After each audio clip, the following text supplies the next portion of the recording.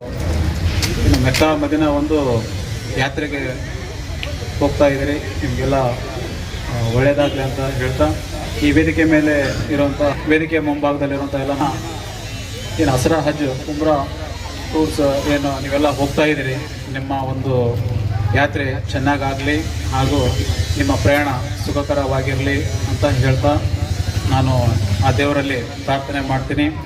ಈ ಒಂದು ಕಾರ್ಯಕ್ರಮಕ್ಕೆ ನಮ್ಮ ಇಬ್ರಾಹಿಂ ಕುರೇಶ್ ಅವರು ನಮ್ಮೆಲ್ಲ ಸ್ನೇಹಿತರನ್ನ ಆಗಿರ್ಬೋದು, ನಮ್ಮ ಅಣ್ಣ ತಮ್ಮರನ್ನ ಎಲ್ಲರನ್ನ ಈ ಕಾರ್ಯಕ್ರಮಕ್ಕೆ ಕರೆಸಿದ್ದಾರೆ. ಅವರಿಗೆ ತುಂಬ ಧನ್ಯವಾದಗಳು ಹೇಳ್ತಾ ನಾನು 2 ಮಾತುಗಳನ್ನು ಮುಗಿಸ್ತೀನಿ.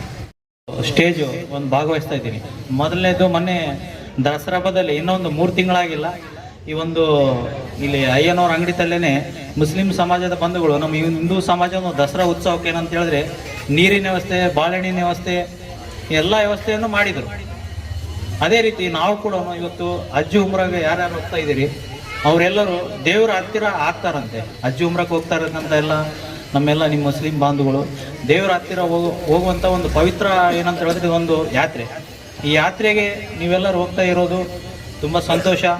ಚೆನ್ನಾಗಿ ಹೋಗಿ ನಮ್ಮ ದೇಶದ ಬಗ್ಗೆ ಆಗಿರ್ಬೋದು, ಸಮಾಜದ ಬಗ್ಗೆ ಆಗಿರ್ಬೋದು, ತಮ್ಮ ಕುಟುಂಬದ ಬಗ್ಗೆ ಆಗಿರ್ಬೋದು ಒಳಿತನ್ನು ಬಯಸಿ ಸುಖಕರವಾಗಿ ಪಯಣ ನಿಮ್ಮದಾಗಿ ಮತ್ತು ಸುಖಕರವಾಗಿ ಬರಲಿ ಅಂತೇಳಿ ನಾನು ಈ ಸಂದರ್ಭದಲ್ಲಿ ಶುಭಾರಿಸಿ ನನ್ನೊಂದು 2 ಮಾತುಗಳ ವಿರಾಮ ನೀಡುತ್ತೇನೆ.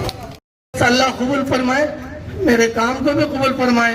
हमारे अंदर जज्बात होते हैं, जज्बात असल नहीं है, सबर असल है. सबर के साथ अल्लाह ताला बहुत बड़ा अजर देता है. ये जो भी ठहरे हैं, मैं एक छोटा सा अदना सा वक्त नहीं है मेरी तफसील बताने का. हर बच्चे अपने माँ बाप की भी फिक्र करे, माँ बाप की खिदमत करे. आने वाले टाइम में काबा खुद अल्लाह ताला काबे को खुद सामने ला देता है. काबे की जियारत होती है, जो मांगेंगे अल्लाह से वो होता है. वक्त लगता है, कुर्बानी देना पड़ता है.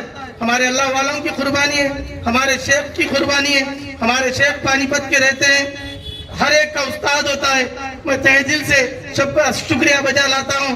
काफी वक्त को गनीमत समझते हुए कैसी कैसी बातें कीमती आ रही है. हमारे वालिद मोहतरम के लिए भी दुआ फरमाए. ये उनकी आँख ट्रेन के चलाने से, इंजन की गाड़ी चलाते थे, आँख चले गई. आज उनकी दुआ से हम खा पी कर बड़े हो गए हैं. आज उनकी दुआ से यहाँ ठहरे हैं. आज हमारे माँ बाप का ये साया है. बस जज़ाकल्लाहु खैरा. और दुआ फरमाए हमारे वालिद को. और हमारे इब्राहिम साहब काउंसलर, ये भी बहुत मेहनत करे. हमारे इन लोगों के वक्त नहीं है, सबके लिए हम दुआ करेंगे. और 2-4 बात हमारे मौलाना मुदस्सिर साहब हमारे खास है. ये भी हमारा घराना, इनसे आना जाना है. इनके वालिद मोहतरम से कोई ये सियासत नहीं है. मैं खुदा को गवाह रख कर कह रहा हूँ, हमारा मैसेज, हमारा पैगाम असरा टूल ट्रेवल्स की जानिब से जाए. हमारी सही खिदमत हो और हम वहाँ जाने के बाद खुदा की इज्जत की जलालत की कसम है, हम ऐसी खिदमत करेंगे. अल्लाह को गवाह रखकर इन हाजियों की खिदमत करेंगे. दुआ करें. और मौलाना मुदस्सिर साहब को दावत देता हूँ 2-4 अल्फाज अपनी जुबान मुबारक से. इन्नल्लाह शाकिरुन अलीम. मैं यहाँ पर कोई लंबी चौड़ी तकरीर या कोई लंबा चौड़ा भाषण या कोई लंबी चौड़ी वाज़ व नसीहत के लिए नहीं खड़ा हुआ हूँ. बस मुख्तसर से 2 से 4 मिनट में अपना पैगाम पहुँचाने की कोशिश करूँगा.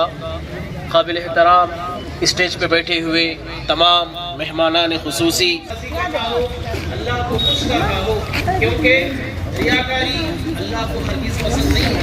दिखावे की इबादत अल्लाह को पसंद नहीं है. रियाकारी की शोहरत की इबादत अल्लाह को पसंद नहीं है. ये आज का दौर सोशल मीडिया का दौर है. पहले के दौर में लोग इतने इखलास रही है. हमारे अंदर धीरे धीरे रियाकारी और शोहरत आती जा रही है. ऐसी रियाकारी, ऐसी शोहरत की इबादत अल्लाह को हरगिज़ पसंद नहीं है. ये दूसरी बात है. और अल्लाह के रसूल सल्लल्लाहु अलैहि वसल्लम की हदीस है, जो दिखावे के लिए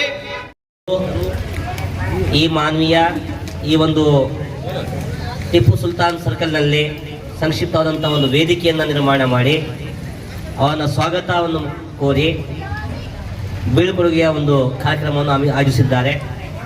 ಈ ಒಂದು ಸಂದರ್ಭದಲ್ಲಿ ಈ ವೇದಿಕೆಯಲ್ಲಿ ಆಸೀನರಾಗಿರುವಂತಹ ಇಸ್ಲಾಂ ಧರ್ಮ ಅನ್ನೋದು ಒಂದು ಪ್ರಕೃತಿಯ ಧರ್ಮ.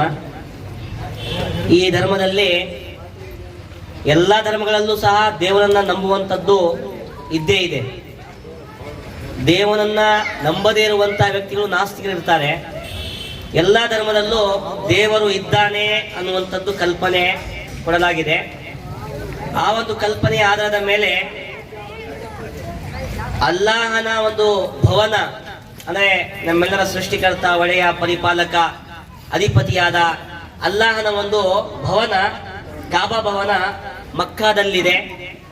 ಮತ್ತು ಅಲ್ಲಾಹನ ಸಂದೇಶವಾಹಕರಾಗಿ ಅಂತಿಮ ಪ್ರವಾದಿಯಾಗಿ ಬಂದಿರುವಂತಹ ಪ್ರವಾದಿ ಮೊಹಮ್ಮದ್ ಸಲ್ಲಲ್ಲಾಹು ಅಲೈಹಿ ವಸಲ್ಲಂ ಅವರ ಒಂದು ಅವರ ಸಮಾಧಿಯು ಸಹ ಮದೀನಾ ನಗರದಲ್ಲಿ ಮಸ್ಜಿದ್ ನಬವಿ ಅನ್ನುವಂತಹ ಮಸೀದಿಯಲ್ಲಿದೆ.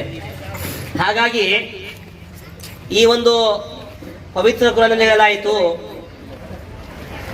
ಹೇಳಲಾಯಿತು ಅಲ್ಲಾಹಗಾಗಿ ಜನರು ಹಜ್ ಮತ್ತು ಉಮ್ರಾಗಳನ್ನು ಮಾಡುತ್ತಾರೆ ಅಂತೇಳಿ. ಅಂದರೆ ಈ ಹಜ್ ಮಾಡುವುದಾಗಲಿ ಉಮ್ರಾ ಮಾಡುವುದಾಗಲಿ ಇದು ಕೇವಲ ಒಂದು ಪ್ರವಾಸ ಅಲ್ಲ, ಬದಲಾಗಿ ಅಲ್ಲಾಹನ ಸಂಪ್ರೀತಿ ಗಳಿಸಲಿಕ್ಕಾಗಿ, ದೇವರ ಸಂಪ್ರೀತಿಗಾಗಿ ಈ ಒಂದು ಉಮ್ರಾ ಮತ್ತು ಹಜ್ ಯಾತ್ರೆಯನ್ನ ಕೈಗೊಳ್ಳಲಾಗುತ್ತದೆ. ಇಸ್ಲಾಮಿನ ಮೂಲಭೂತ ವಿಶ್ವಾಸಗಳ ಪೈಕಿ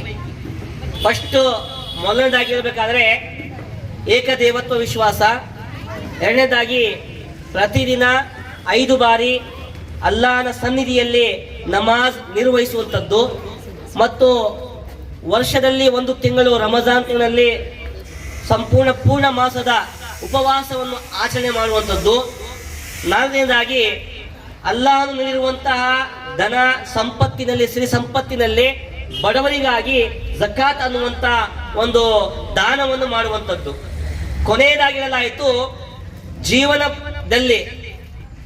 ಜೀವನದಲ್ಲಿ ಬದುಕಿನ ಉದ್ದಕ್ಕೂ 1 ಬಾರಿಯಾದರೂ ಆ ಅಲ್ಲಾಹನ ಭವನಕ್ಕೆ ಭೇಟಿ ನೀಡುವುದು, ಅಂದ್ರೆ ಹಜ್ ಮಾಡುವುದು ಅಂತೇಳಿ. ಈ ಹಜ್ ಮಾಡುವುದು ಕೇವಲ ಒಂದು ಜುಲ್ ಹಜ್ಜ ಅನ್ನುವಂತ ಒಂದು ತಿಂಗಳಲ್ಲಿ ಬಕ್ರೀದ್ ಹಬ್ಬ ಸಂದರ್ಭದಲ್ಲಿ ಮಾಡುವಂತ ಒಂದು ಹಬ್ಬ, ಮಾಡುವಂತ ಒಂದು ಹಜ್ ಅಷ್ಟೇ. ಅದು ಬಿಟ್ಟು ಬೇರೆ ದಿನಗಳಲ್ಲಿ ಹಜ್ ಮಾಡಲಿಕ್ಕೆ ಸಾಧ್ಯ ಇಲ್ಲ. ಅದು ಸೀಮಿತವಾದಂತ ಅವಧಿಯಲ್ಲಿ, ಸೀಮಿತ ದಿನಗಳಲ್ಲಿ ಮಾಡುವಂತ ಒಂದು ಕ್ರಿಯೆ, ಅದು ಧಾರ್ಮಿಕ ಕ್ರಿಯೆ, ಅದು ಹಜ್. ಆ ಹಜ್ ಬದಲಾಗಿ ಪ್ರವಾದಿ ಮೊಹಮ್ಮದ್ ಸಲ್ಲಲ್ಲಾಹು ಅಲೈಹಿ ವಸಲ್ಲಂ ಅವರು ಮತ್ತು ಅಲ್ಲಾಹನ ಆಜ್ಞೆಯ ಪ್ರಕಾರ ಒಬ್ಬ ಮನುಷ್ಯ ತನ್ನ ಬದುಕಿನಲ್ಲಿ